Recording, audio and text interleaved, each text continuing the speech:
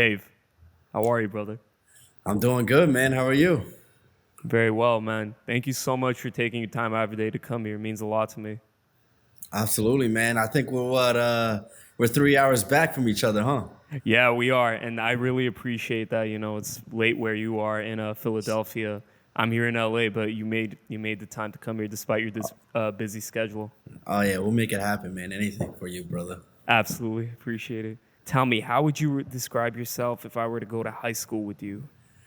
If you were to come to high school with me, you would not see me how I am today. I could tell you that much. Right. I was kind of like nerdy, man. I wasn't really popular. I didn't have the glasses. I couldn't see. I was bumping into everybody. Yeah. But I wasn't nerdy. Like I could navigate between the two spaces, right?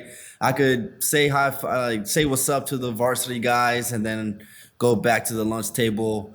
With the normal regular smuggler guys, and I navigated the space pretty well, but definitely not how you see me today, man.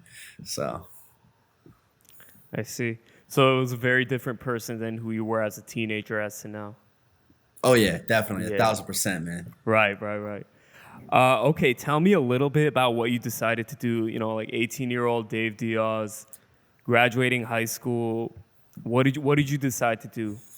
So 18, I was lost, man. Like I had no direction in my life. Right.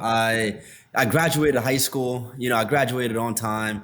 But I ended up going to college just like any other, like it was the thing to do, right? Everybody was doing it, so I just kind of followed suit, applied. I got into what was it? The community college there in Harrisburg, Pennsylvania. Right. And after 2 semesters, I quickly learned that college wasn't for me. Right. So I ended up dropping out.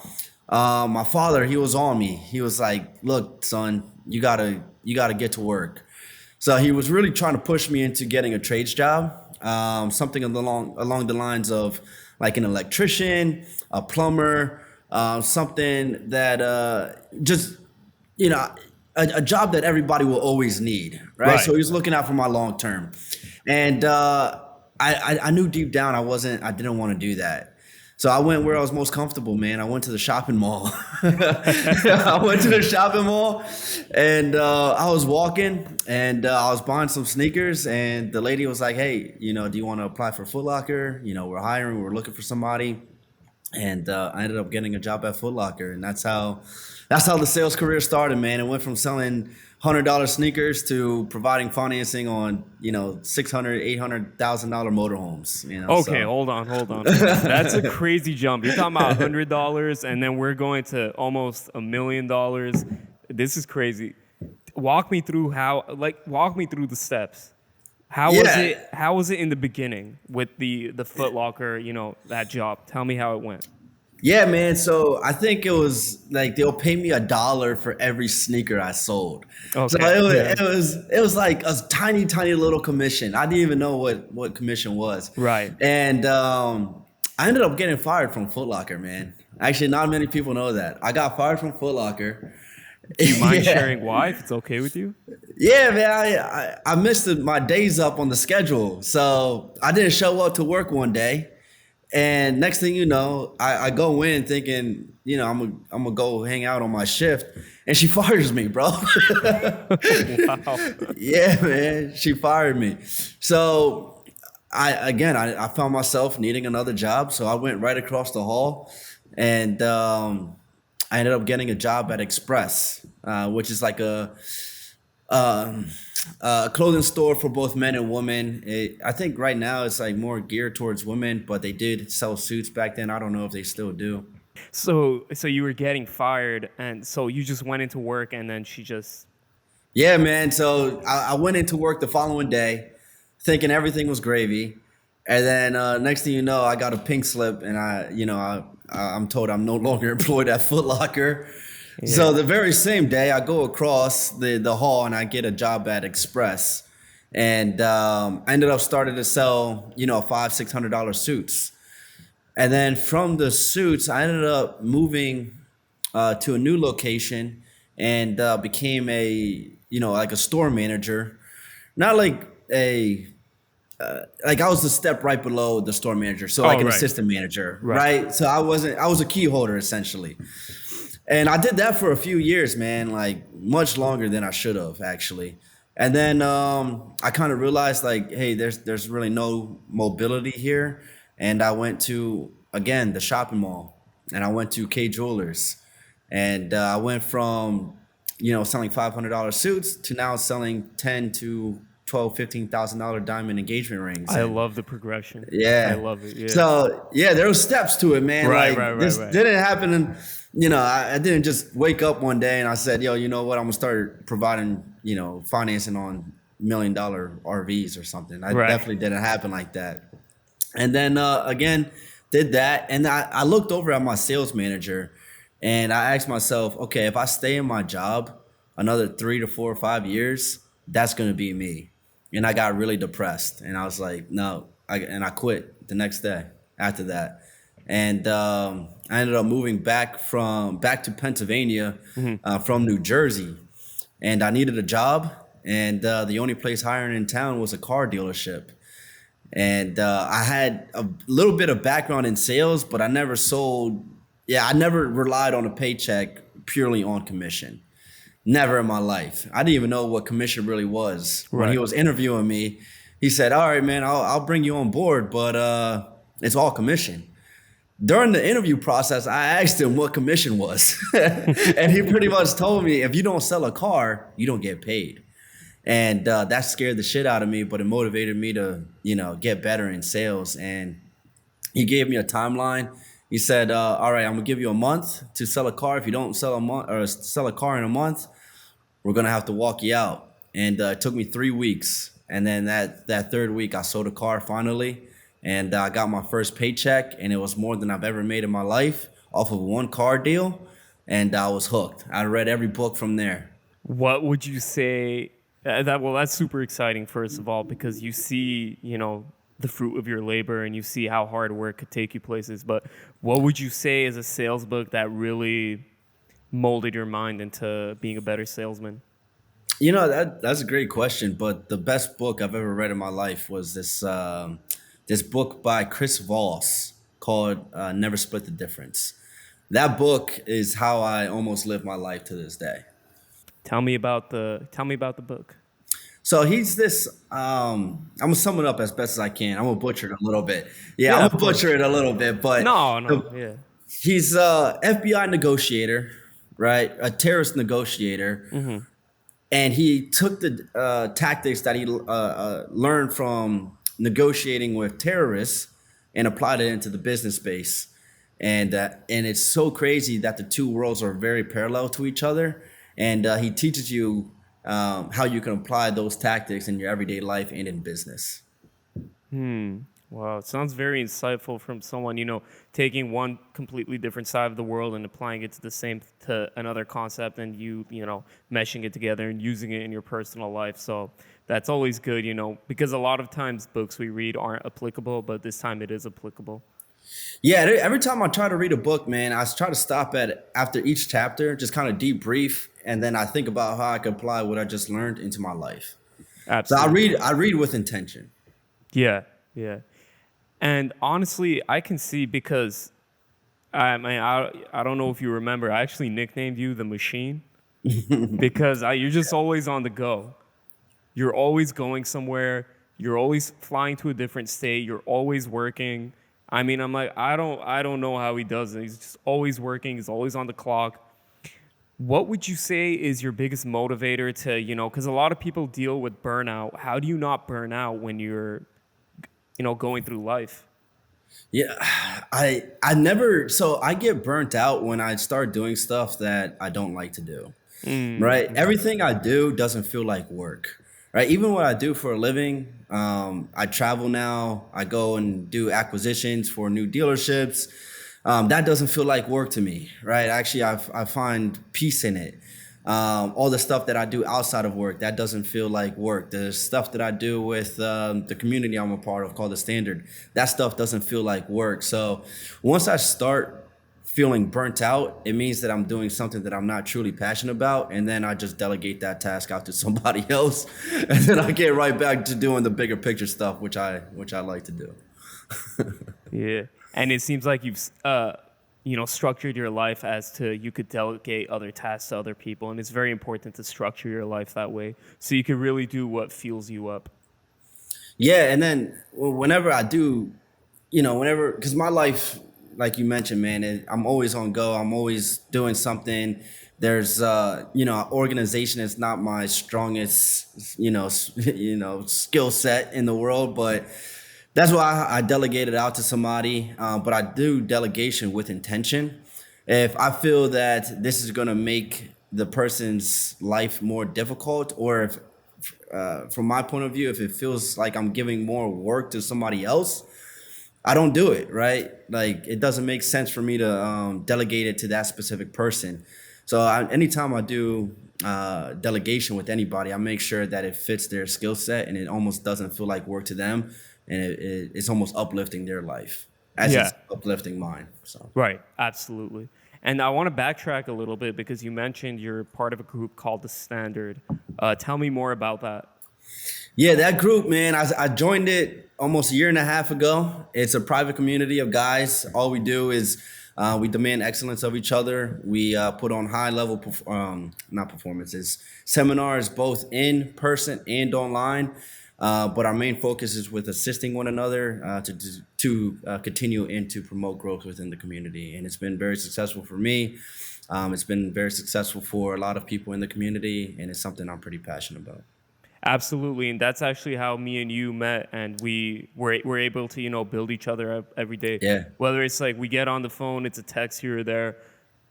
I say, I'm tired, I don't feel like it. Like, no, go harder. Or you're like, man, I'm tired. I'm like, no, listen, go harder. So That's right, man.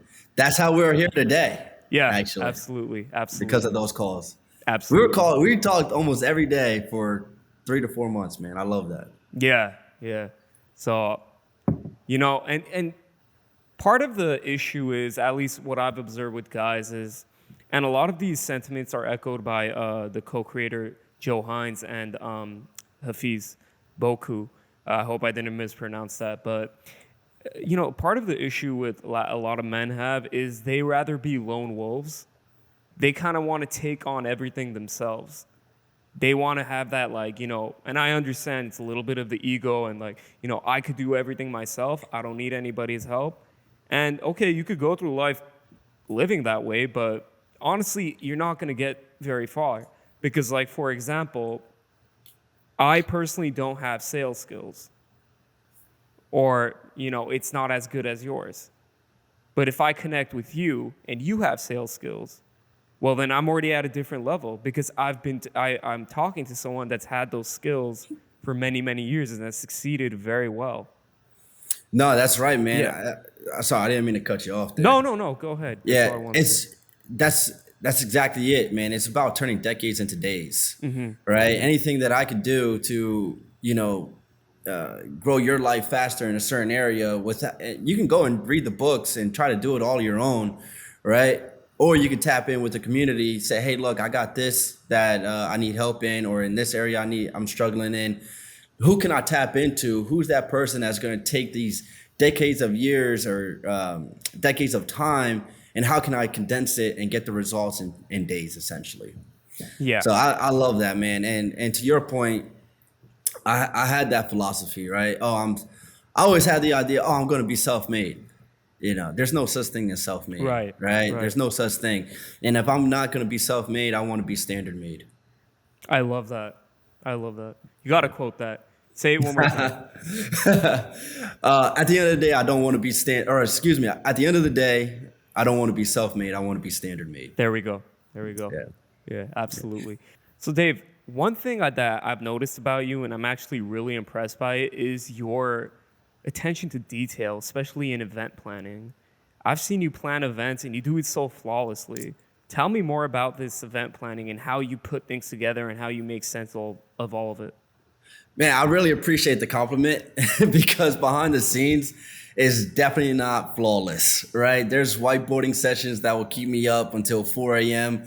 knowing I got to be up by 8 a.m. So it's definitely not flawless, but I hope I make it look easy. But I want to tell you a little story, and then like it will kind of answer the question a little bit. Sure. But growing up, right, my brother and I, we would play video games, right? He would beat me every time, by the way. I would never admit that to him in person, but I will right now. Right. So whatever video game we got, right? Let's say it was like Need for Speed or Madden or whatever it was, or Mario Kart. We will insert the disc, and the first question it would ask us is, do you want to play in beginner mode, intermediate mode, or do you want to play in hard mode? Right. No matter what the game was, we picked hard mode. Knowing damn well we didn't know how to play the game, we just always went for it in hard mode. So now I'm navigating a space, nightlife, and event planning that I've never been in. I've never been in hospitality. I've never been a bartender. I've never been a server or a waiter or a restaurant manager. I scooped ice cream for a year at Friendly's. All right. Right. Yeah, that was like one of my first or second jobs before anything. But that was the only hospitality experience that I've ever had, right? Was scooping ice cream. So now as an adult, I realized that there was a gap in the market in the Philadelphia region where a lot of young professionals, they don't have a space to go that isn't standing outside of a nightclub for 3 hours or paying for VIP that will cost them $4,000 just to get in, and they found out that it's dead inside, right? Right. Or they will go to the local sports bar and catch the game, which is awesome, by the way. That's one of my favorite things to do during football season. But between that, there's no space for these young professionals to go, and we have a lot. So with the Standard, we actually put on these high-level events that I'm a part of. I'm part of their event planning team here in the Philadelphia region, where we put on high-level, high-taste level events throughout the city with the best venues, bringing in the best of the best to attend. And we provide high-level services like photo shoots, videographers. We do a lot within the city, man. So it's been a lot of fun. The whiteboarding sessions make it look easy, but behind the scenes, there's a lot going on, man. That's how you know an event is good. If it looks flawless, but you put a lot of hard work behind it. So that shows that you really care about getting like a really good event going. Yeah, man. So, it's funny that you mentioned that because people think this stuff is like overnight success, right? In my opinion, there's no such thing as overnight success. Nobody sees the hundreds of hours that you put in, right? Knowing damn well that I put in 10,000 hours to make it look this good. Right. But they don't see those 10,000 hours. They just see the 60 seconds that they see on Instagram Reels. That's it. Right, absolutely. What would you say is the biggest misconception about being a salesperson? That we're slimy, that we're, that we sell snake oil, that just because we're good with words.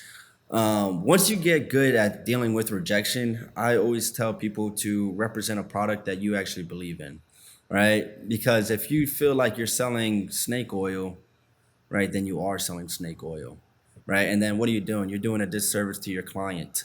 And the first thing above money is making sure that this product fits the customer, right? That Absolutely. you don't want to try to sell something to somebody that they actually don't need it.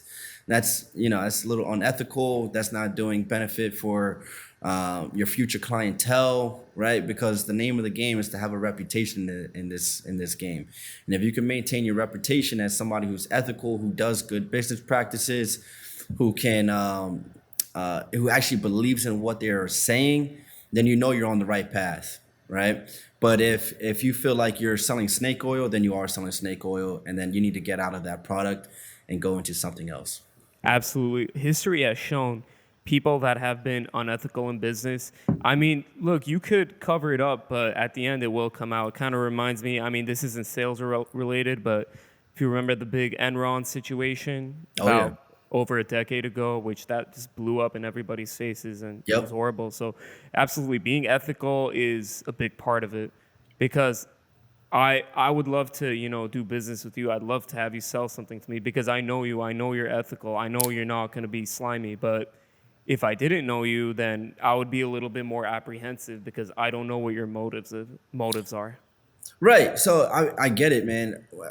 Whenever somebody's talking to a sales rep, you don't want to come off as a sales rep, Right, right? right, You want to right. come off as a human. I'm here to help you out, almost almost like a friend, right? Or as a really close consultant with them, because at the end of the day, if their needs don't match your product, just steer them into another direction where their needs matches a different product. Right. And then because of that, what happens? I'm getting referrals from somebody else, right? And that just elevates me in different areas within the industry. Yeah, absolutely. And to kind of change the tempo a little bit, because Yeah. I want to know, I want to, not only do I want to know your professional life, I want to know you personally too, if you don't mind. Now let's get into it, man. Yeah, yeah, yeah.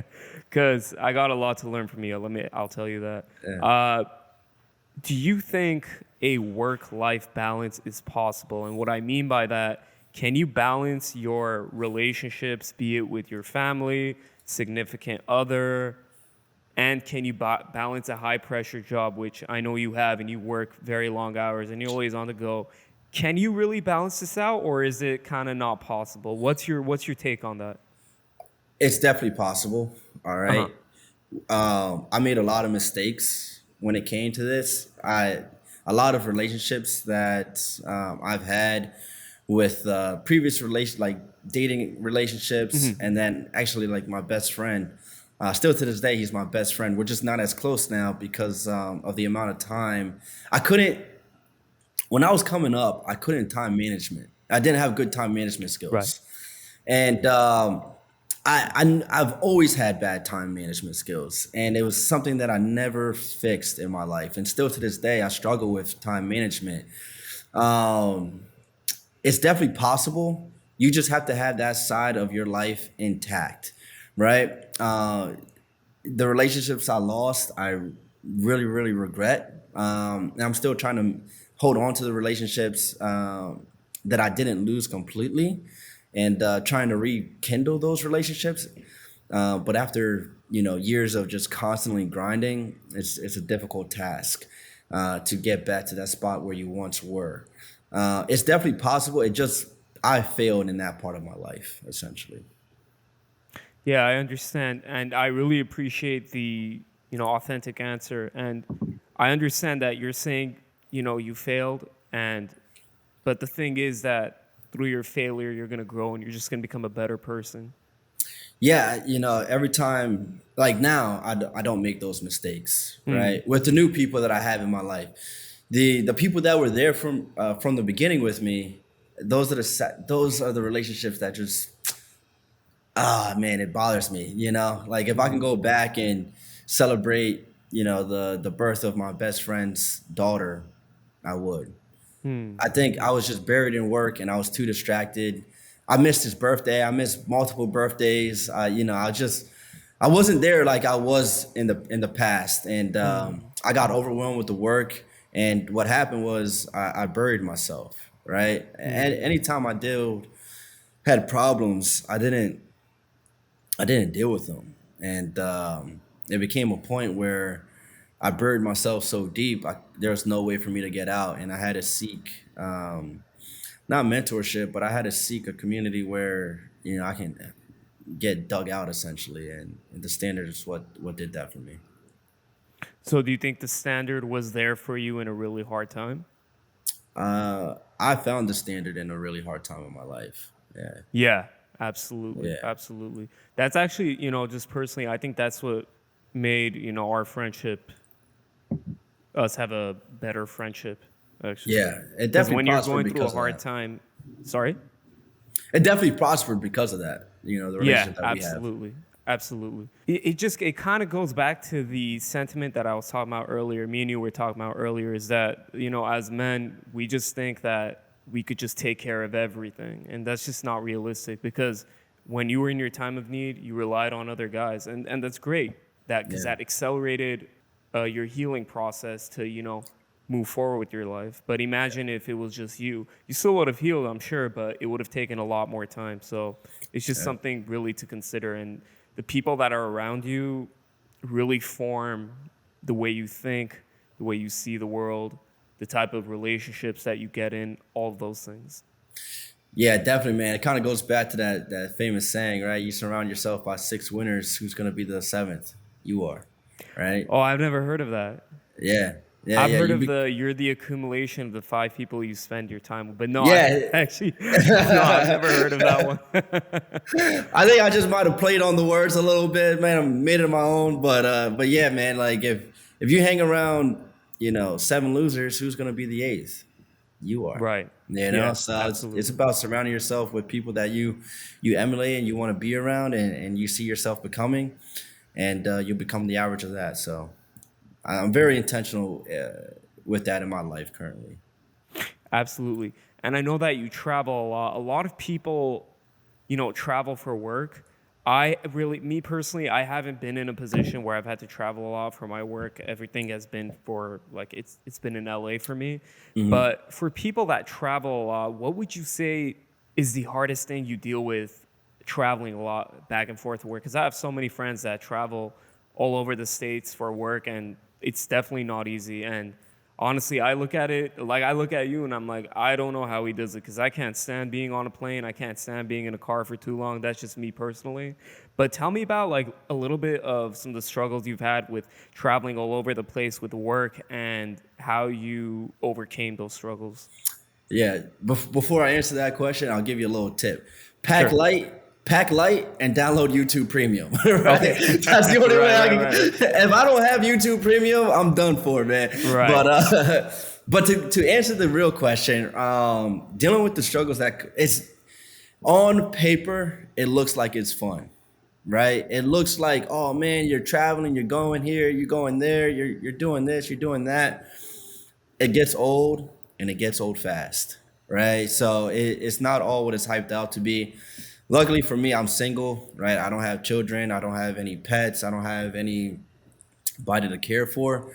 So it's really easy for me, right? I can come and go as I please, but I work with my team, and they're married, right? They have teenagers. They have to get their children to soccer practice by a certain time, and they leave all that responsibility to their wife, or vice versa. The wife leaves that responsibility to their Right. To the husband. to their husband. So just I don't know how they do it, right? I can only speak for myself.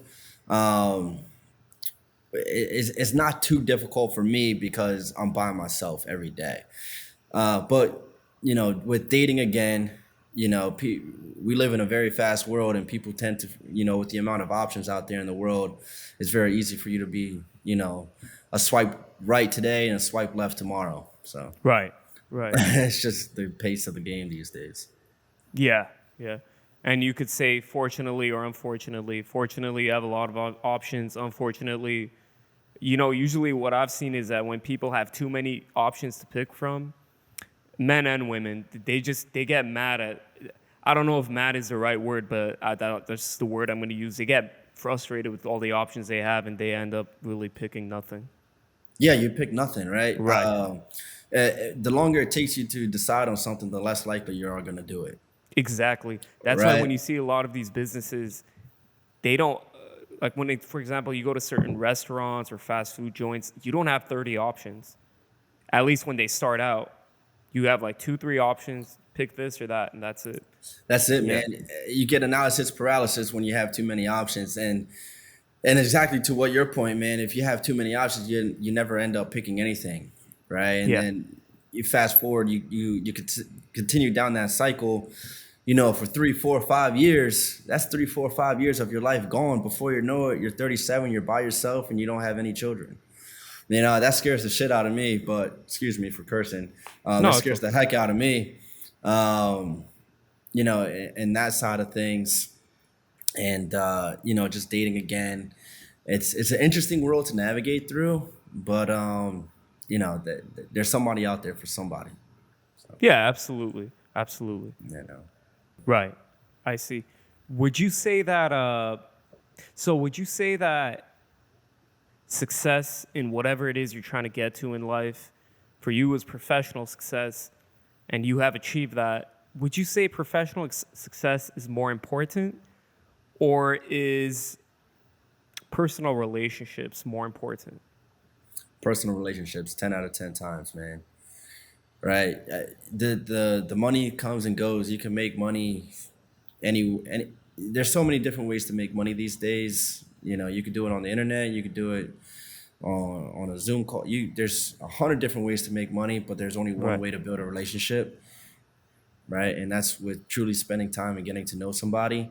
And for me to sacrifice some of those relationships I've had has been the biggest mistake I've ever made. You know, um, and I would trade it all. I would trade, the finances and all that stuff for some of those relationships back. I It's all see. about those relationships. I see. I understand. And a follow up question to that is, do you think money, do you think it could buy happiness? Because with the success you've had comes financial success too. And from there, you could do the things you want to do. You could buy what you want to buy. You could wear these nice clothes you're wearing. You could live where you want to live. Do you think does money buy happiness or not? I'm gonna play devil's advocate a little bit. Everybody on the interview on the internet will tell you money doesn't buy happiness, and I'll be the first to tell you it does not buy happiness. But happiness can't buy you a nickel, right? So with that, being financially secure, right, or being just secure in all realms of life, right? If you could be physically secure, mentally secure, financially secure, spiritually secure, those are where you're going to reap the benefits out of what life has to provide, right? That's where you get to start to pick the fruit from the highest point of the tree instead of the lowest point of the tree. And if you're just relying on happiness to get fruit, you're going to get it from the very, very bottom, right? But me, I always wanted to live life at a little bit higher of a level, and I want the sweetest of fruits, and I know those are at the highest of the trees. And whatever I got to do to get there, I will.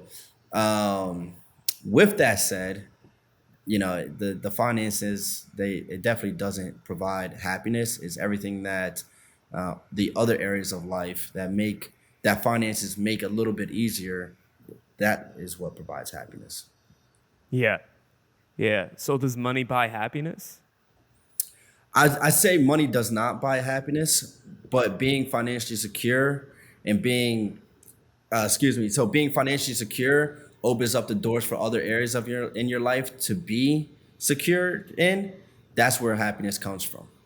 So if you can get the financial freedom or the financial happiness, right, on paper, that can make the other areas of your life a little bit more enjoyable, right? It gives you time to work out. It gives you time to work on your mental health, to get a little bit closer on your spiritual side.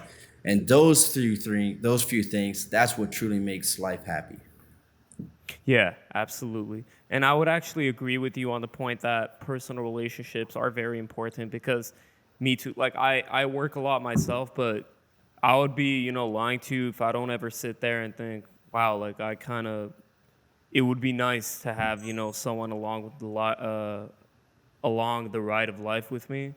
But, I understand everything comes uh, in its correct time, and you have to plan properly for it. So I also look at it from a different perspective too. Is that what I like? Sometimes you get lonely and things. Yeah, of course I get lonely sometimes, but I think, okay, but I want to take my life to its most optimal level that I can, and that means that I can't have other people around me at that time, and people will just have to understand that sentiment. And if they don't, then it just wouldn't work for that time. And then when you feel like you reach that level you wanted to reach, then you could establish a relationship with someone else, and you could build a larger friendship circle. So Yeah, definitely, man. There's seasons for everything, right? right, I think you and I, we share a similar season. My season was like 7 months before I was able to really step out and back into the world, right? Like I went on a monk mode for about 6, 7 months before I'm like, I had to hit the go button a little bit. I was like, shit, I need right. to get out of this, you know? So I hit that go button and then I entered a new season, right? Which was a little bit higher of a risk taking season, right? Where I was like, okay, I'm gonna double down on these events, right? I'm new to the city. I don't really have many friends in this city. What can I do to bring the city together, right? And you've been kicking ass. Yeah, man. Yeah. So I want to create warm openings for myself on a massive scale, right? And that's bringing people together from all different backgrounds and bringing them to high taste level venues that makes it easy for people to have fun and actually want to open up and network with each other to where I can get 100 people in the same room and I could talk to all 100 people at the same time. So it's a little cheat code. Right, absolutely. It's kind of like you establish your world and then you bring your community inside of it and they enjoy the world that you've built. Yeah, definitely. They reap the benefits of it too, man. So now it's not only for me, right? But two people at my last event, they actually connected, two females, and now they built this relationship with each other. And now they're going off and starting their own podcast together because of the environment that I put them in. Yeah. Wow. Well, I wish those two women success in whatever the podcast that they're doing. Yep. Yeah, absolutely. Well, so I know this isn't an easy question, but to kind of close things off, where do you see yourself in the next 5 years from now? Oh, man. 5 years from now. The evolution of your professional life and your personal life. If you would have asked me 5 years ago if I'd be in this spot today, I would have been like, you're crazy. You know? So I kind of like to leave that like a mystery almost. Like, let me find, because I don't want to put a ceiling on it, man. Right. Shit. Yo, my life 5 years ago is totally different than how it is today, essentially. So, but if I do want to give you an answer, right? And the answer I'll give you, 1 second, there we go. The answer I'll give you is I want to become the mayor of Philadelphia, man. I want to be so well connected within the community that if anybody ever needs anything in the city, that they call me and I'll get the job done for them. I had no idea you want to be the mayor of Philadelphia. Well, that's that's a broad statement, right? Oh, I see. You mean like metaphorically, yeah. Metaphorically, I want to be the mayor, right? I want to become so, I want to be known for bringing people together, not just in these fun environments, these fun venues, but I actually want to bring the community closer together, right? The city of Philadelphia, they have this bad connotation with the name, right? You think, hey, I live in Philadelphia, or I'm from Philadelphia. First thing they think of, oh, you're gang related, or man, that place is so dangerous. How could you live there? But people don't realize that goes on in every single city, but Philadelphia just gets it the worst, right? And I'll tell you what, the beautiful thing about the city, they don't showcase on the news. And I hope my events that I put together within the community, it sheds a little bit of light as to what this city truly has to offer. And if I could play a piece in that, I'm more than welcome to do so, But I want to bring people together, and in the best way I know how. Tell me if you still love. It's 5 a.m. and I'm drunk right now. Tell me, can we still? I'm the one, I'm in the zone right now. Tell me, am I still? Tell me you just how I feel right now. You say it's just a drug, and I know.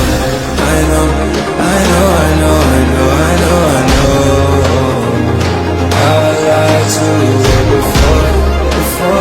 before I do right this moment. Then again, I could be drunk. Baby, I don't wanna sound righteous.